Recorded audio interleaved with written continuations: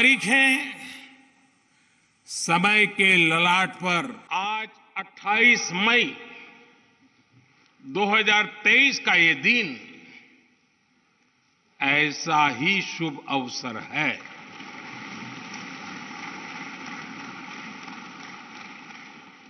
देश आजादी के 75 वर्ष होने पर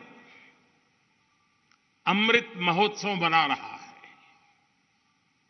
इस अमृत महोत्सव में भारत के लोगों ने भारतीय लोकतंत्र के इस स्वर्णिम क्षण की बहुत बहुत बधाई देता हूं।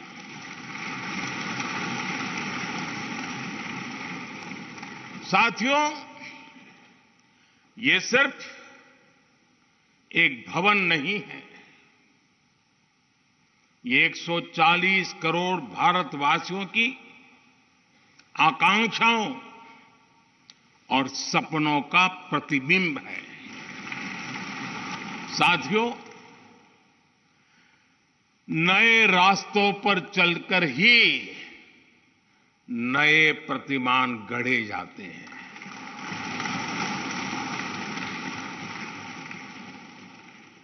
आज नया भारत नए लक्ष्य तय कर रहा है, नए रास्ते गढ़ रहा है, नया जोश है, नया उमंग है, नया सफर है, नई सोच है, दिशा नई है, दृष्टि नई है, संकल्प नया है, विश्वास नया है।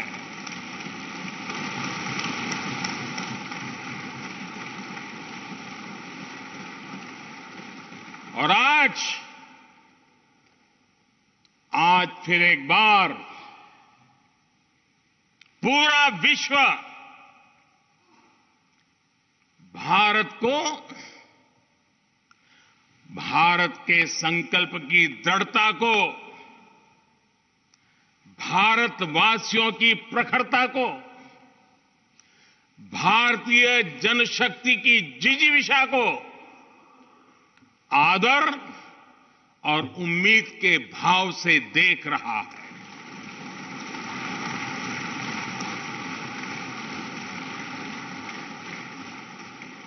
जब भारत आगे बढ़ता है तो विश्व आगे बढ़ता है।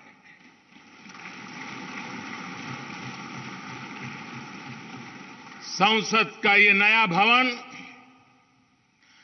आज इस ऐतिहासिक अवसर पर कुछ देर पहले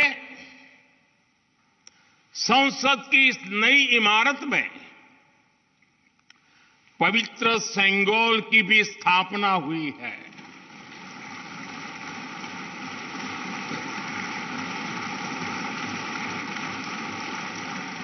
महान चोल साम्राज्य में सेंगोल को कर्तव्य पथ का, सेवा पथ का, राष्ट्र पथ का प्रतीक माना जाता था।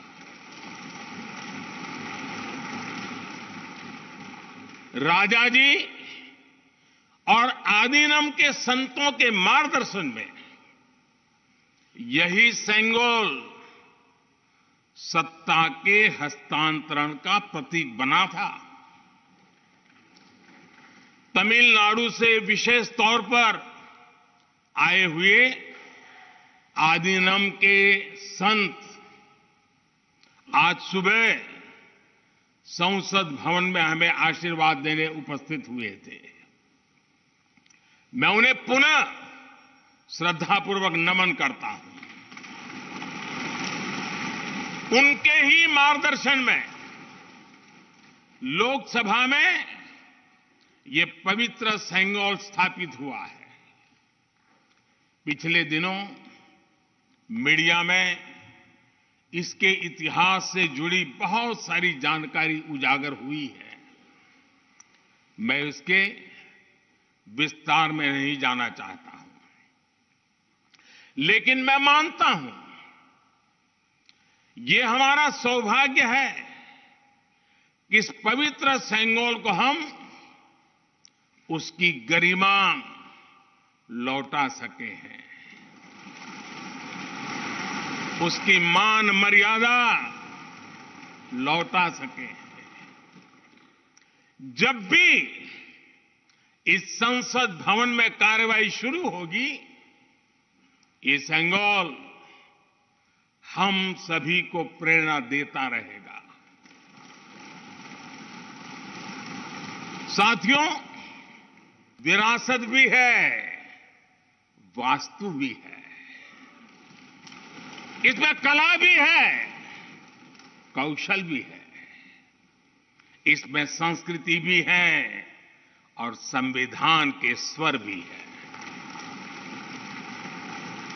आप देख रहे हैं कि लोकसभा का आंतरिक हिस्सा, यहां भी देखिए, यहां भी देखिए,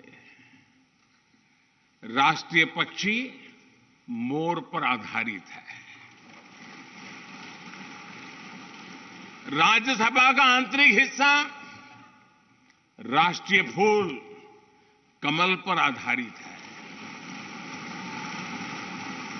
और संसद के प्रांगण में हमारा राष्ट्रीय वृक्ष बरगद भी है।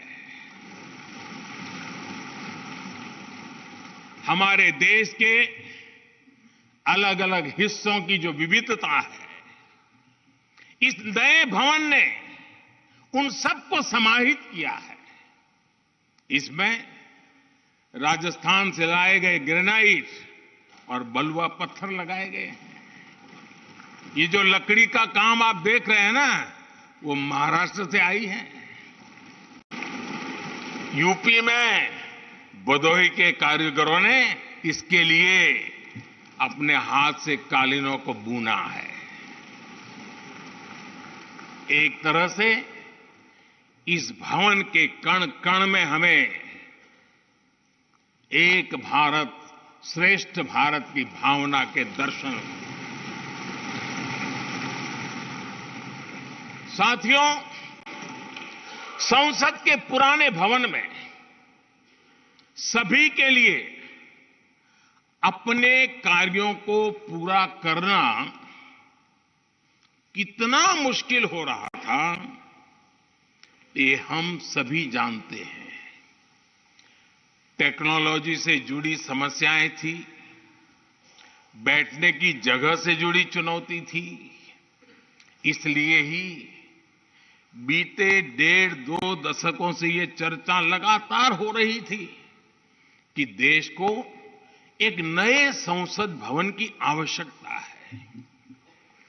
और हमें ये भी देखना होगा कि आने वाले समय में सीटों की संख्या बढ़ेगी, सांसदों की संख्या बढ़ेगी, वो लोग कहां बैठते हैं?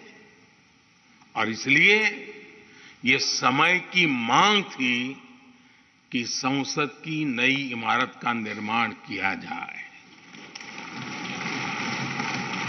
और मुझे खुशी है कि भव्य इमारत आधुनिक सुविधाओं से पूरी तरह लैस है।